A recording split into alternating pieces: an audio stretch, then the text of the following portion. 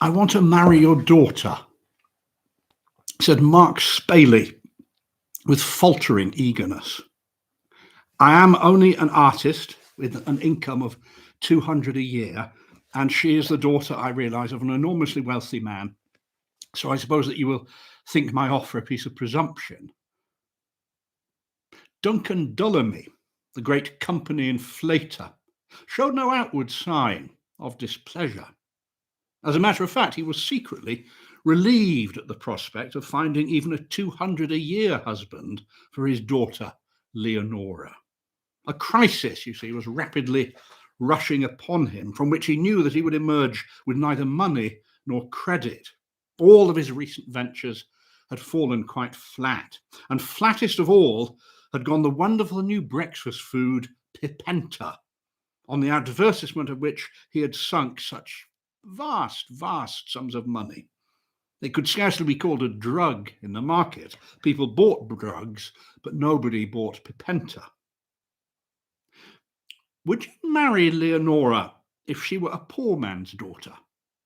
asked the man of phantom wealth. "Yes," said Mark, wisely avoiding the error of over-protestation. And to his astonishment, Leonora's father not only gave his consent, but suggested a fairly early date for the wedding. Oh, thank you. Thank you, Mr. Dullamy.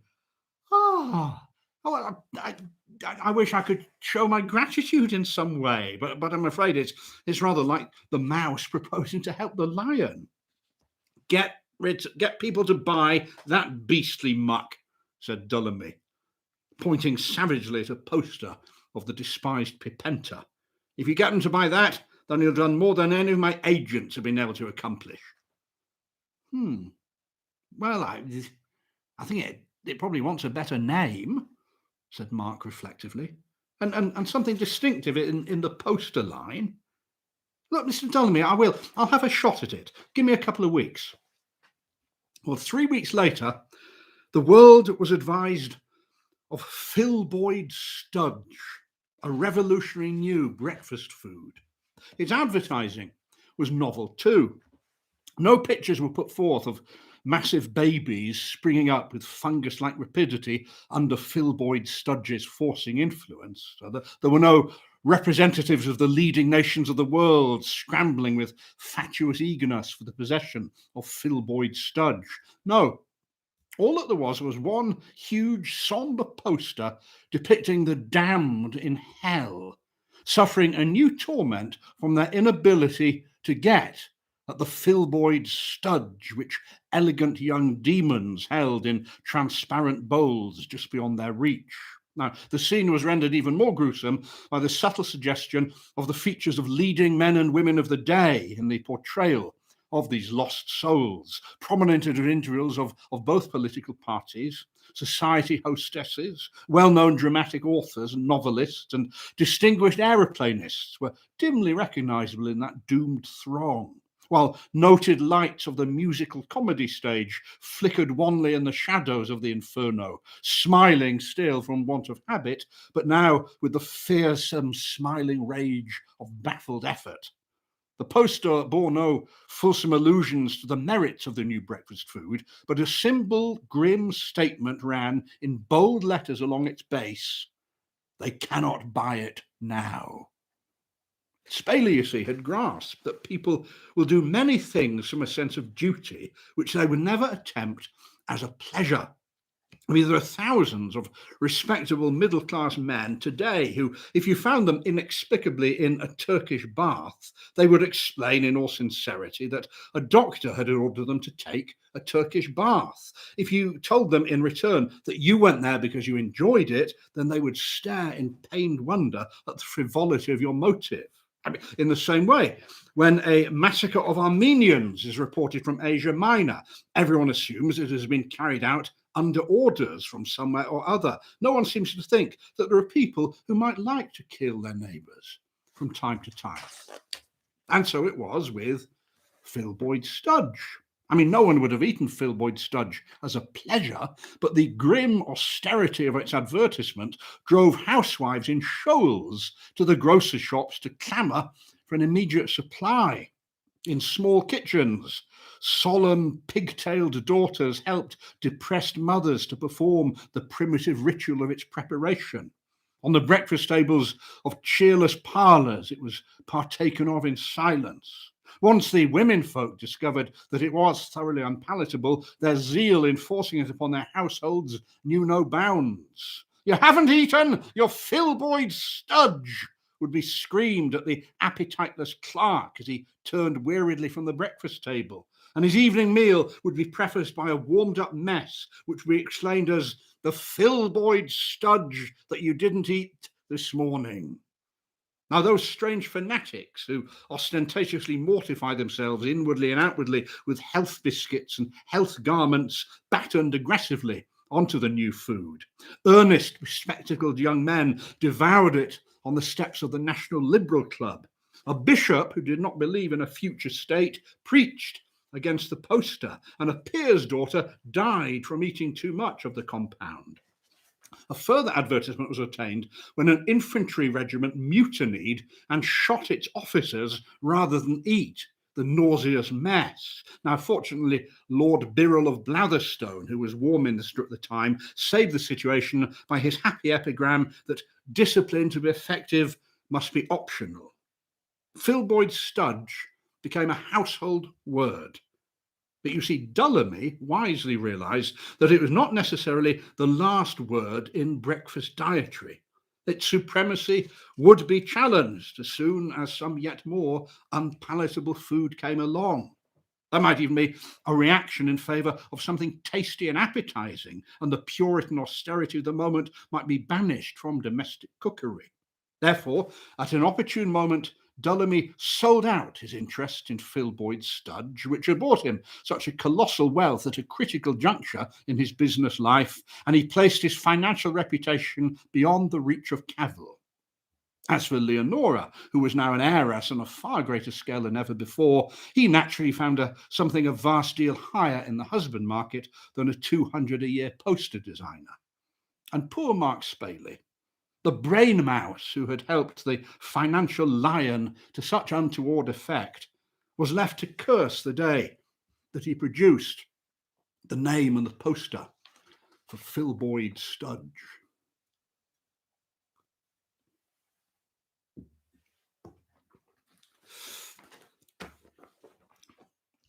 The Wolves of Kernogratz.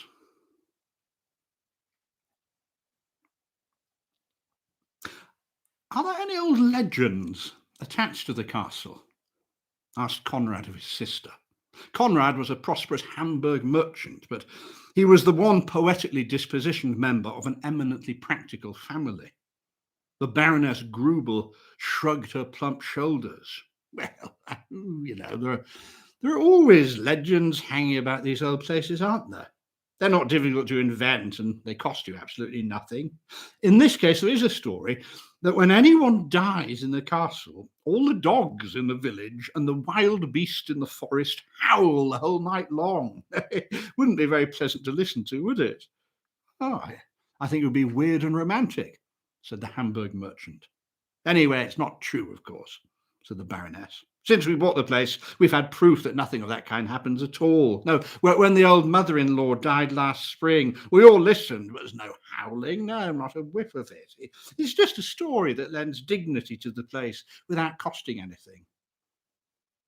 "The story is not as you have told it," said Amelie, the grey old governess. Everyone turned and looked at her in astonishment. I mean, she was wont to sit silent and prim and faded in her place at the table, never speaking unless anyone spoke to her, and there were few who troubled themselves to make conversation with her. But today, a sudden volubility had descended upon her, because she continued to talk rapidly and nervously, looking straight in front of her and seeming to address no one in particular. "It's not when anyone dies in the castle that the howling is heard. It's when one of the Kernogratz family died here that the wolves came from far and near and howled at the edge of the forest just before the death hour. There were only a couple of wolves that had their lairs in this part of the forest, but at such a time, the keepers say, there would be scores of them, gliding about in the shadows, howling in chorus. And the dogs of the castle and the village and all the farms around would bay and howl in fear and anger when they heard the wolves howling. And as the soul of the dying Kernogratz left its body, a tree would crash down in the park. That is what happened when a Kernogratz died in his family castle. But no, for a stranger dying here, of course, no wolf would howl and no tree would fall. Of course not. Well, there was a hint of defiance, almost contempt in her voice as she said those last words. The well-fed, much too well-dressed Baroness stared angrily at the dowdy old woman, who had come forth from her usual and seemingly position of effacement to speak so disrespectfully. Well, you seem to know quite a lot about the von Kernogratz legend, Fraulein Schmidt. I didn't know that family history is among the subjects you were supposed to be proficient in. The answer to her taunt was even more unexpected and astonishing than the conversation outbreak which had provoked it. I am a von Kernogratz myself, said the old woman. That is why I know the family history.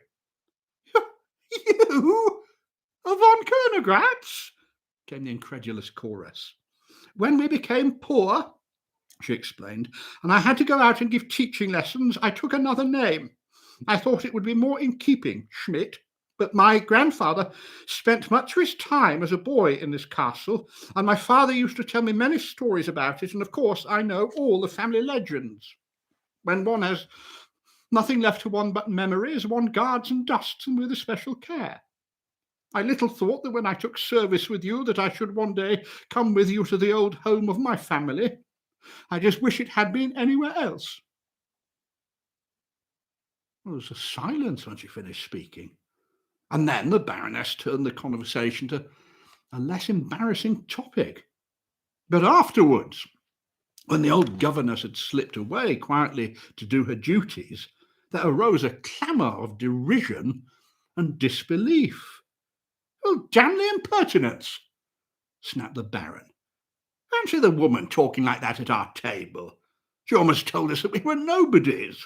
Anyway, I don't believe a word of it. She's Schmidt. Nothing more, nothing less. Now, she's been talking to some of the peasants about the old Kernogratz family and raked up their history and their stories. Yes, said the Baroness. She wants to make herself something of consequence. She knows that she'll soon be past work, and she wants to appeal to our sympathies. Her grandfather living here, indeed. Now, the Baroness had the usual number of grandfathers, but she never boasted about them. Yeah, I dare say that her grandfather was a pantry boy or some sort of that in the castle, said the Baron. That part of the story might be true, I suppose. But the merchant from Hamburg, Conrad, he said nothing. You see, he'd seen tears in the old woman's eyes when she spoke of guarding her memories or of being an imaginative disposition. He thought he had. I'll give her notice to go as the New Year festivities are over, said the Baroness. Till then, I shall be too busy to manage without her.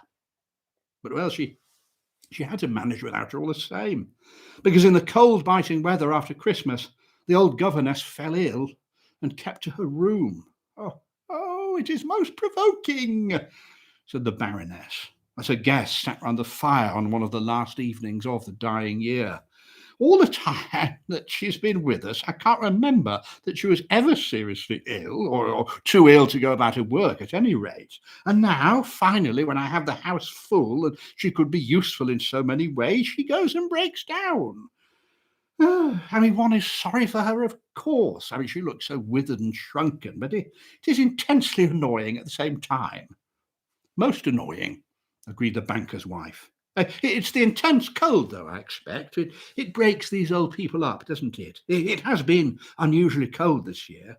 Yes, the frost is the sharpest that it's been known in December for many years, said the Baron. And of course, she is quite old, isn't she?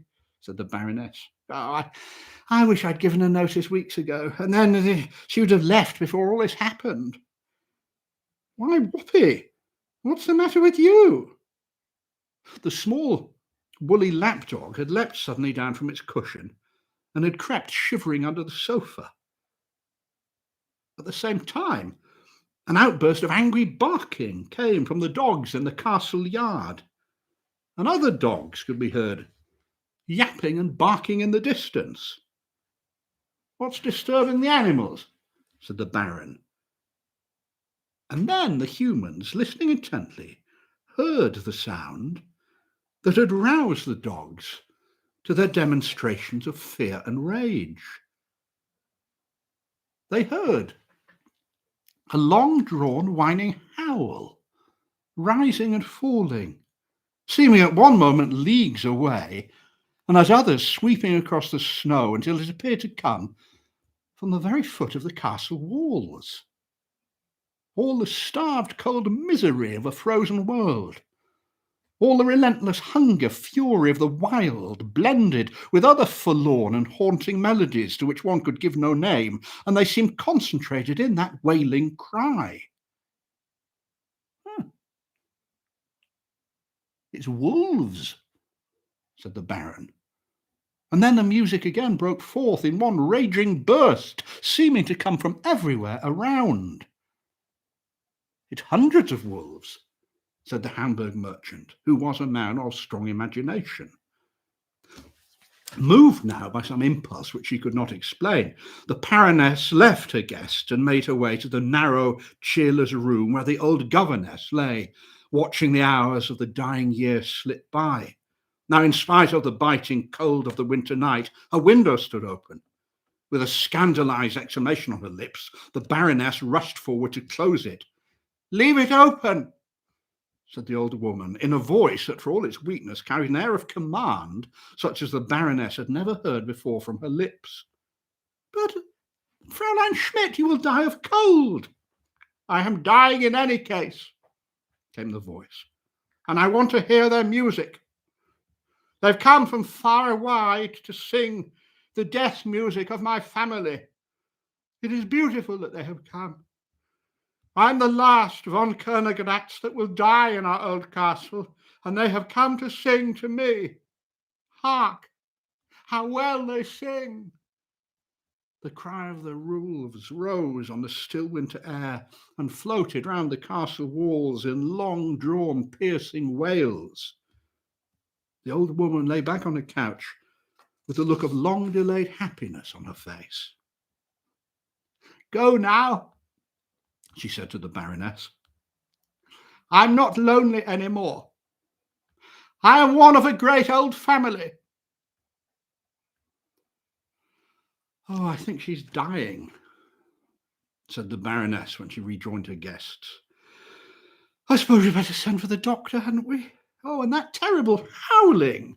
Not for much money would I have such death music, I can tell you." "That music is not to be bought for any amount of money," said Conrad. "But hold on," said the Baron. "What's that other sound?" As a noise of splitting and crashing was heard. It was a tree falling in the park. There was a moment of constrained silence, and then the banker's wife spoke. "It's the intense cold that's splitting the tree. It's also the cold that has brought the wolves out in such numbers. It's many years since we have had a cold snap like this in winter." Well, the Baroness eagerly agreed that the cold was, of course, responsible for all these things. Yeah, it was the cold of the open window, too, which caused the heart failure that made the doctor's ministrations unnecessary for Fräulein Schmidt. But the notice in the newspapers of the next day looked very well. On December the 29th, at Schloss Königratz, Amalie von Königratz, for many years the valued friend of Baron and Baroness Grubel.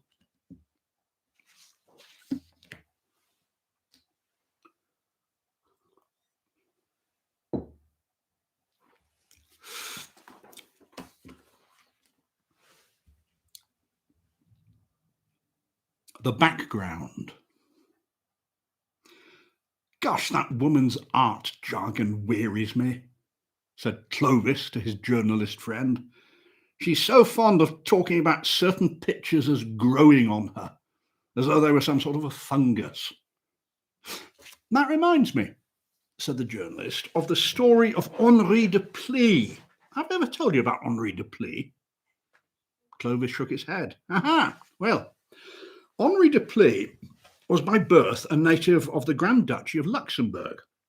On mature reflection, he became a commercial traveller. His business activities frequently took him beyond the limits of the Grand Duchy, and he was stopping once in a small town of northern Italy when news reached him from home that a legacy from a distant and deceased relative had fallen to his share. Now, it wasn't a large legacy, even from the modest standpoint of Henri de Plis, but it impelled him towards some seemingly harmless extravagances. In particular, it led him to patronize local art as represented by the tattoo needles of Signor Andreas Pincini. Now, Signor Pincini was perhaps the most brilliant master of tattoo craft that Italy had ever known, but his circumstances were decidedly impoverished, you see, and for the sum of 600 francs, he gladly undertook to cover his client's back from the collarbone to the waistline with a glowing representation of the fall of Icarus. The design, when finally developed, was a slight disappointment to Monsieur de Plis, who had suspected that Icarus was a fortress taken by Wallenstein in the 30 Years' War. But he was more than satisfied with the execution of the work, which was acclaimed by all who had the privilege of seeing it as being Pincini's masterpiece. It was his greatest effort, and it was also his last. You see, without even waiting to be paid, the illustrious craftsman departed this life and was buried under an ornate tombstone whose winged cherubs could have afforded singularly little scope for the exercise of his favourite art. There remained, however, the widow Pincini, to whom the 600 francs were due, and thereupon rose the great crisis in the life of Henri de Plis, traveller of commerce. The legacy, you see, under the stress of numerous little calls on its substance, had dwindled to very insignificant proportions, and when a pressing wine bill and sundry other accounts had been paid, there remained little more than 430 francs to offer to the widow. Well, the lady, of course, was properly indignant, not wholly, as she volubly explained, on account of the suggested writing off of 170 francs, but also at the attempt to depreciate the value of her late husband's acknowledged masterpiece. In a week's time, de Plis was obliged to reduce his offer to 405 francs, which circumstance fanned the widow's indignation to a fury. She cancelled the sale of the work of art, and a few days later, de Plis learned with a sense of consternation that she had presented it to the municipality of Bergamo, which had gratefully accepted it. Well, he left the neighbourhood as unobtrusively as possible, and he was genuinely relieved when his business commands took him to Rome, where he hoped his identity and that of the famous picture might be lost sight of. But you see, he bore on his back the burden of a dead man's genius. And on presenting himself one day in the steaming corridor of a vapour bath, he was at once hustled back into his clothes by the proprietor, who was himself a North Italian, who emphatically refused to allow the celebrated fall of Icarus to be publicly on view without the permission of the municipality of Bergamo.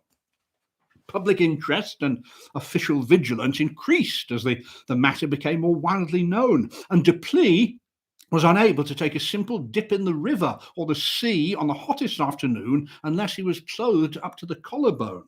Later on, now, the authorities of Bergamo conceived the idea that salt water might actually be injurious to the masterpiece, and a perpetual injunction was obtained which debarred the much harassed commercial traveller from sea bathing under any circumstances. I mean, altogether, he was feverishly thankful when his firm of employers found him a range of activities in the neighbourhood of Bordeaux. His thankfulness, however, ceased abruptly on the Franco-Italian frontier. An imposing array of official force, you see, barred his departure, and he was sternly reminded of the stringent law which forbids the exportation of Italian works of art from the country of their creation. Now, a diplomatic parley ensued between the Luxembourgian and the Italian governments, and at one time the European situation became overcast with the possibilities of trouble. But you see, the Italian government, they stood firm. They declined to concern themselves in the least with the fortunes or even the existence of Henri Deplis, commercial traveller, but it was immovable in its decision that the fall of Icarus by the late great Pincini, at present the property of the municipality of Bergamo, must not leave the country. Well, the excitement did eventually die down, but the unfortunate Deplis, who was of a constitutionally retiring disposition, found himself a few months later once more the storm centre of a furious controversy. A certain German art expert, you see, who had obtained from the municipality of Bergamo permission to inspect the famous masterpiece, declared that it was not a genuine Pincini, that it was in fact probably the work of some pupil who he had employed in his declining years. Now, the evidence of Deplis on the subject was of course worthless, as he had been under the influence of the customary narcotics during the long process of pricking in the design. The editor of an Italian art journal refuted the contentions of the German expert and undertook to prove that his private life did not conform to any modern standard of decency. The whole of Italy and Germany were drawn into the dispute, and the rest of Europe was soon involved in the quarrel. There were stormy scenes in the Spanish Parliament. And the University of Copenhagen bestowed a gold medal on the German expert, afterwards sending a commission to examine his proofs on the spot, while two Polish schoolboys in Paris committed suicide to show what they thought of the matter. Meanwhile, the unhappy human background fared no better than before, and it was not surprising that he drifted into the ranks of Italian anarchists. 4 times at least he was escorted to the frontier as a dangerous and undesirable foreigner, but he was always brought back as the fall of Icarus. And then one day, at an anarchist congress at Genoa, a fellow worker, in the heat of debate, broke a phial of corrosive acid over his back. Now, the red shirt that he was wearing mitigated the effects, but Icarus was ruined beyond recognition. His assailant was severely reprimanded for assaulting a fellow anarchist, and he received 7 years in prison for defacing a national art treasure. As soon as he was able to leave the hospital, Henri Deplis was put across the frontier immediately as an undesirable alien. And in fact, I believe that in the quieter streets of Paris, especially in the neighbourhood of the Ministry of Fine Arts, you may sometimes see to this day a depressed, anxious-looking man who, if you pass him the time of day, will answer you with a slight Luxembourgian accent. He nurses the illusion that he's one of the lost arms of the Venus de Milo, and he hopes that the French government may be persuaded to buy him. On all other subjects, I believe that he's tolerably sane.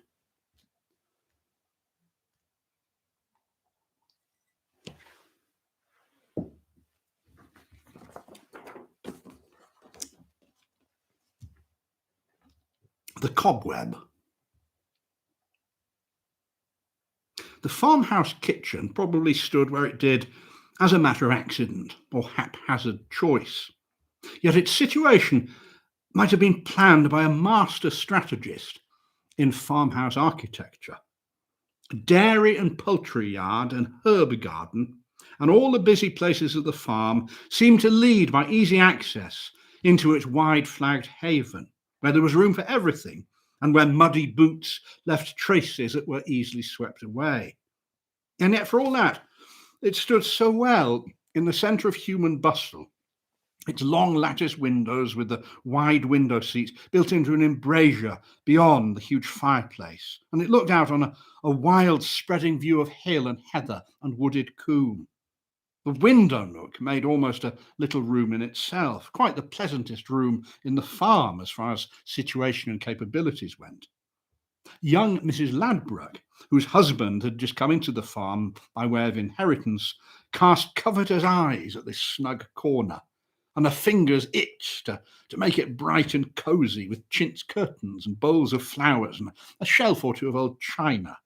I mean, the musty farm parlour, looking out onto a prim, cheerless garden imprisoned with high blank walls, was not a room that lent itself readily either to comfort or decoration. Ah, yes. When we're more settled, I shall work wonders in the way of making the kitchen habitable, said the young woman to her occasional visitors. There was an unspoken wish in those words, a wish which was unconfessed as well as unspoken. You see, Emma Ladbruk was the mistress of the farm. Jointly with her husband, she might have her say and, to a certain extent, her way in ordering its affairs. But she was not mistress of the kitchen.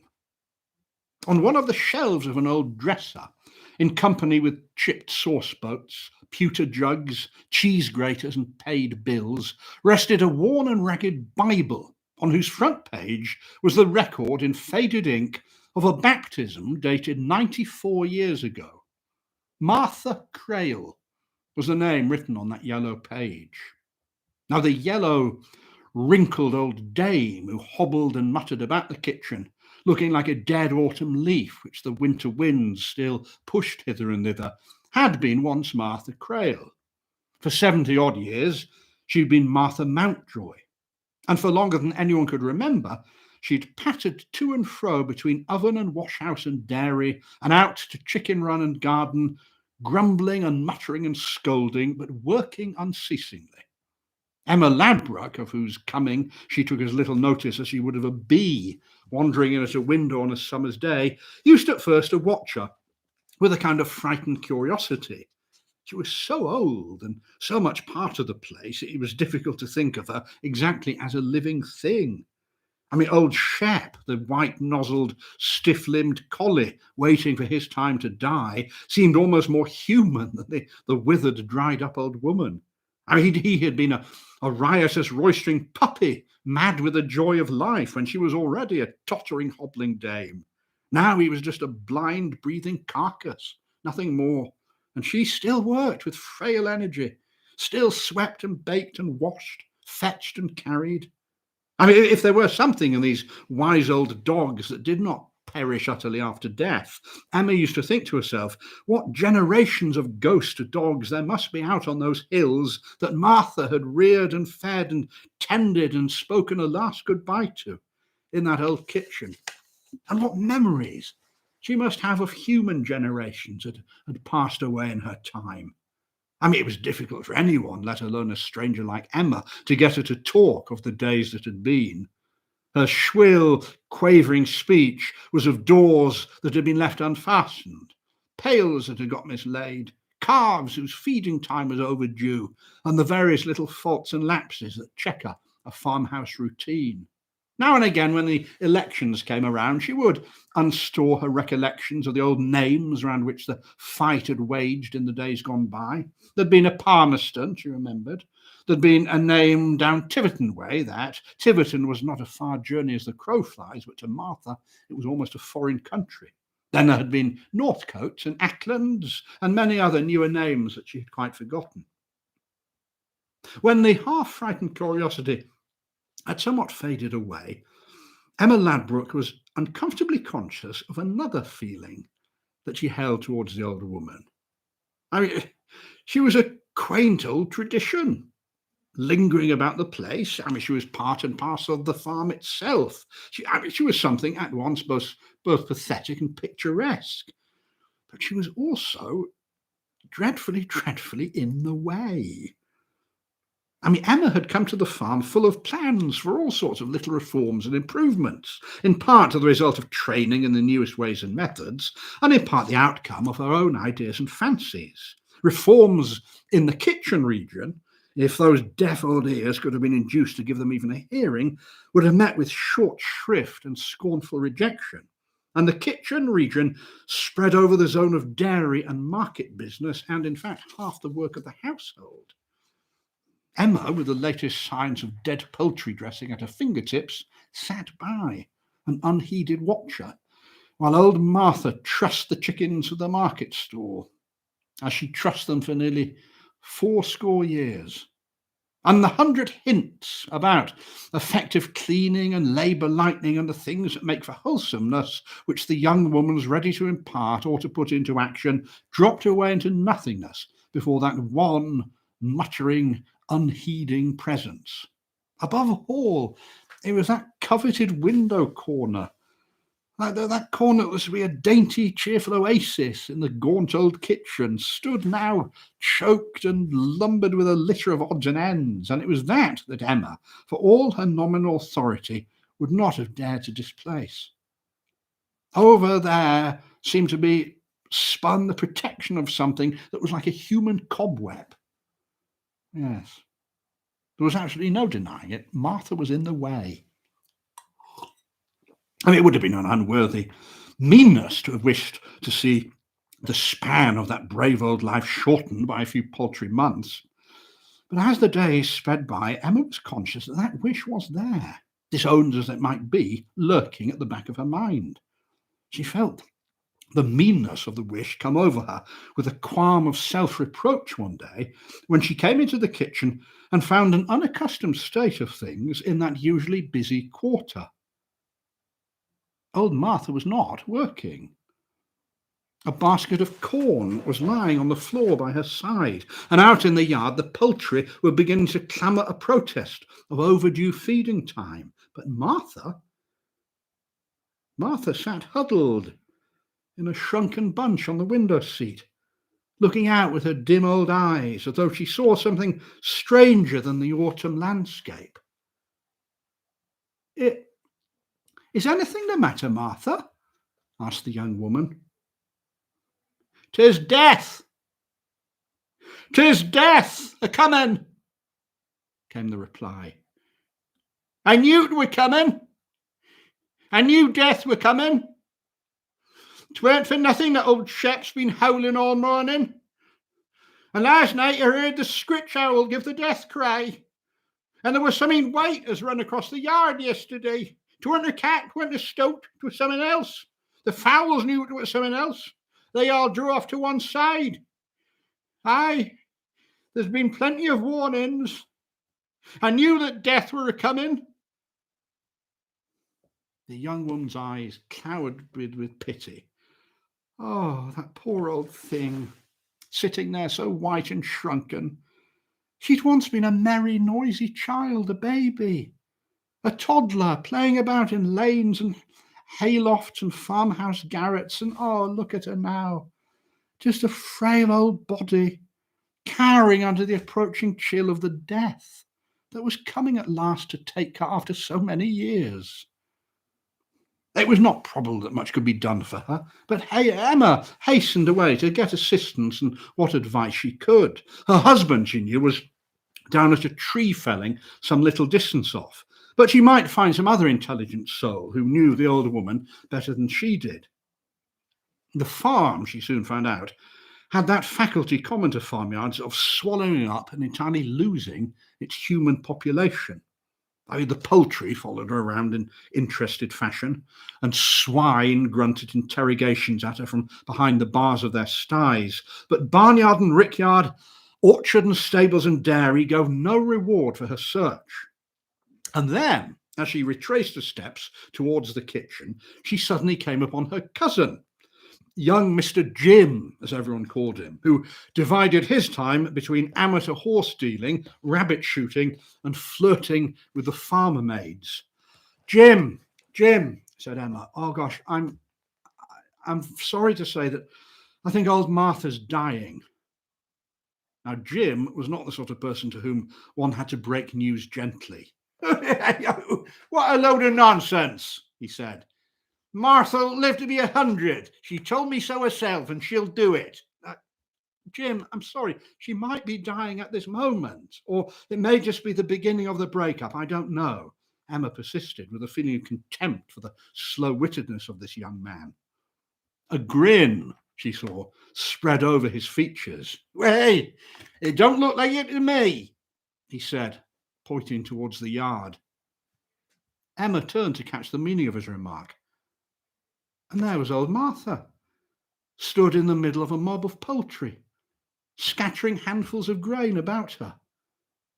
the turkey cock with the bronze sheen of his feathers and the purple red of his wattles, the game cock with the glowing metallic lustre of his eastern plumage, the hens with their ochres and buffs and umbers and their scarlet combs, and the drakes with their bottle green heads made a medley of rich colour, in the centre of which the old woman looked like a withered stalk, standing amid a riotous growth of gaily hued flowers.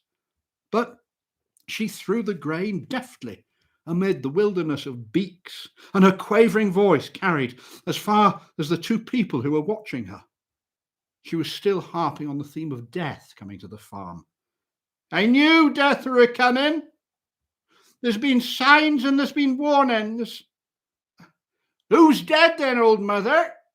Called Jim. 'Tis young Master Ladbroke, she shrilled back. They just carried his body in. Ran out of the way of a tree that was coming down, and he ran himself onto the iron post, dead when they picked him up. I knew that death were coming. And she turned to fling a handful of barley at a belated group of guinea fowl that came racing towards her. Well, the farm was a family property, and it passed to Jim as the next of kin. Emma Ladbroke drifted out of its history as a bee that had wandered in at an open window might flit its way out again.